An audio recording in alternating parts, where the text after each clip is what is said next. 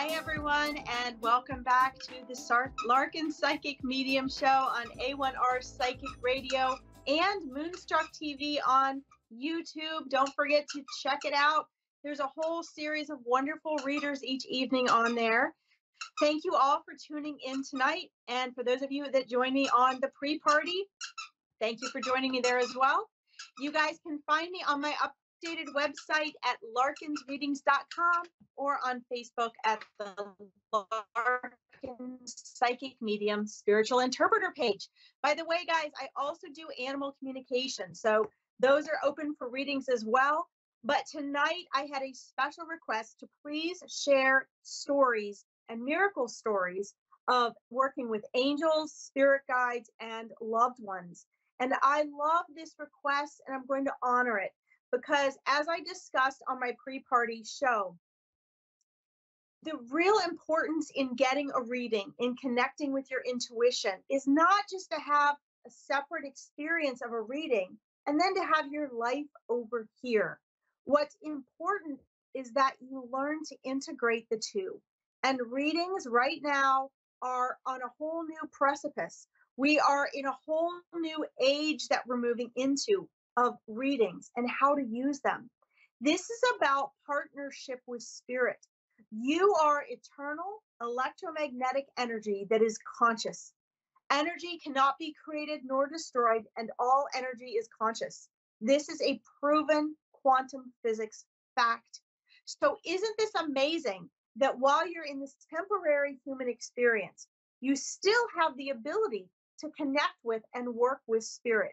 You still have an entire team of loved ones, spirit guides, multidimensional beings, and your higher self and all of its cosmic wisdom to work with.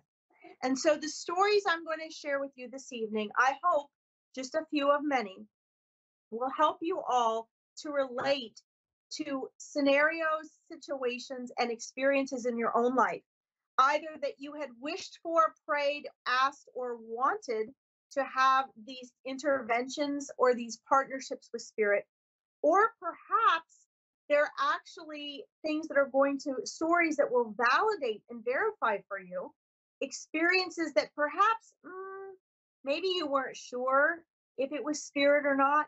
Maybe you were sure it was and other people said, nah, it couldn't be. Or maybe you're sort of on the fence and you're wondering. What's really important here is that in each and every one of these stories, there were practical, tangible outcomes. And that is what should come from readings and your own intuitive abilities as well. In other words, let's just not go get a reading or have an intuitive experience and not apply it. This is a partnership with spirit. So when you are working with them, whether it's getting a reading or having your own intuitions and guidance, it's so important what you do afterwards. It is so, here's my little angel I want you guys to see. It's got an amethyst in it.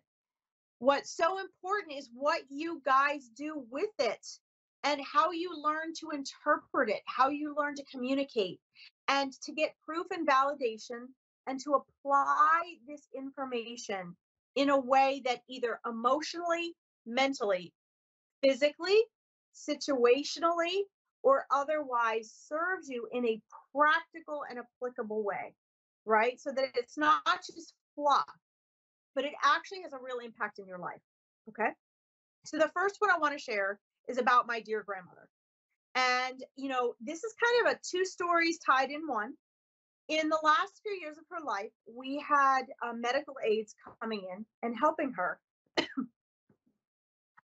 And there were, you know, we were there a lot of the time, but sometimes she was left alone with these people. And most of them were absolutely amazing.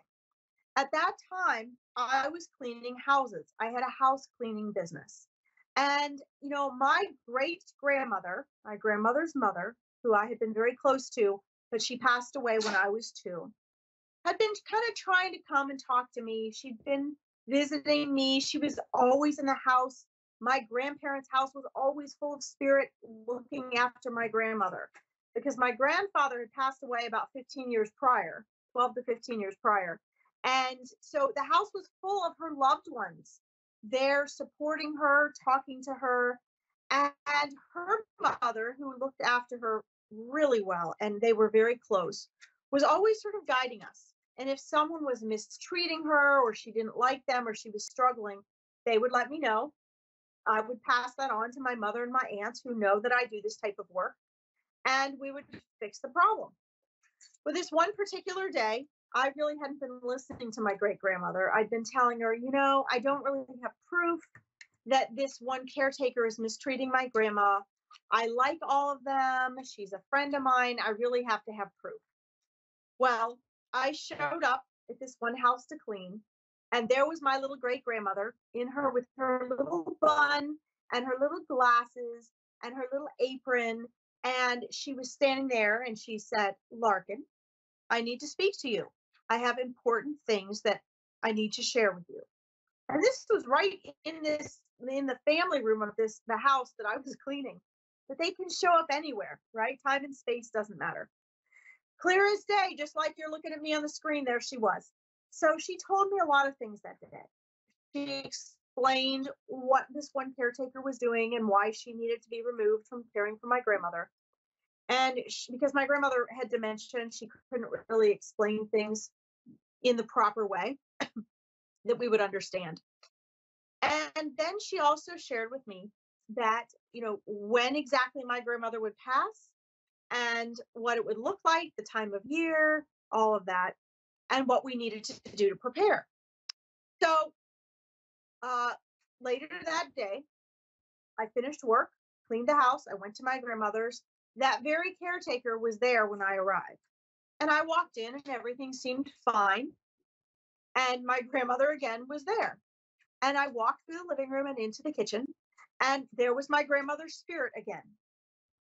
She was standing with her hands on her hips. And she said, Now listen here. She said, Something else has happened again today that is upsetting your grandmother. That girl needs to go. And I said to her, Well, I can't fire her without proof. I have to have evidence. No sooner I said that, she said, Fine, there you go. And she snapped her fingers. And within the next 3 minutes, I had all the evidence I needed.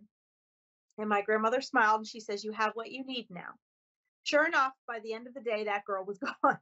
So here is some practical evidence that spirit communicated with me.